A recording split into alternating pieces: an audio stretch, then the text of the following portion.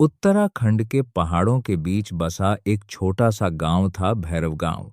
चारों तरफ घने जंगल, ऊंचे पहाड़ और बीच में कुछ दर्जन घर। दिन में यह जगह स्वर्ग जैसी लगती थी, लेकिन रात होते ही यहाँ का माहौल बदल जाता था, क्योंकि इस गांव में एक अजीब घटना होने लगी थी। रहस्यमयी कॉल। गांव के कई घरों में एक ही बात कॉमन थी। रात के ठीक 2:13 बजे फोन बजता।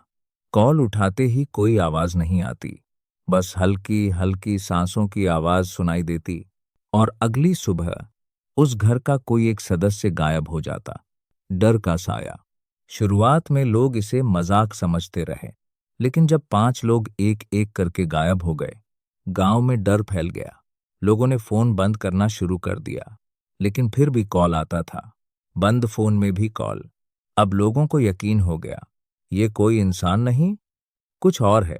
इंस्पेक्टर अर्जुन की एंट्री। मामला पुलिस तक पहुंचा। शहर से आए इंस्पेक्टर अर्जुन रावत, शांत, समझदार और हर केस को जड़ से पकड़ने वाले अफसर। उन्होंने गांव वालों से पूछा, किसी ने कॉल रिकॉर्ड किया? एक बुजुर्ग बोले, साहब, हमने कोशिश की थी, लेकिन रिकॉर्डिंग में सिर्फ हवा की आवाज आती है। शक की शुरुआत। अर्जुन को कुछ गड़बड़ लगा। बंद फोन में कॉल कैसे आ सकता है? उन्होंने जांच शुरू की। सभी गायब लोगों के घर चेक किए, मोबाइल नेटवर्क चेक किया, कॉल रिकॉर्ड्स निकाले, और तभी एक बड़ा सुराग मिला। सभी कॉल एक ही पुराने टावर से आ रहे थे, जो सालों पहले बंद हो चुका था। सच के करीब।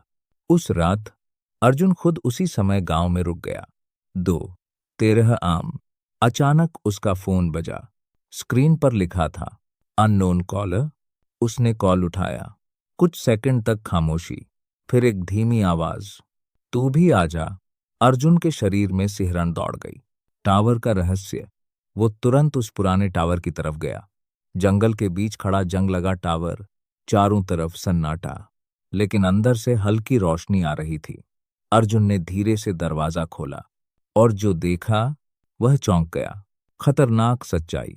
वहां 4 लोग बैठे थे, लैपटॉप, मशीन और वायर से घिरे हुए।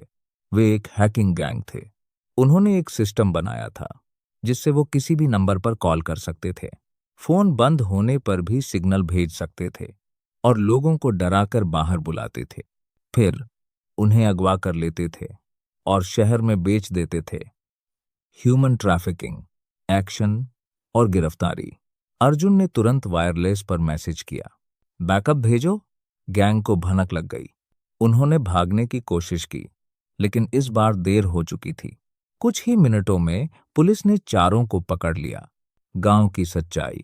गायब हुए लोगों में से कुछ को जिंदा बचा लिया गया, लेकिन कुछ कभी वापस नहीं आ सके। पूरा गांव रो पड़ा। इंसाफ।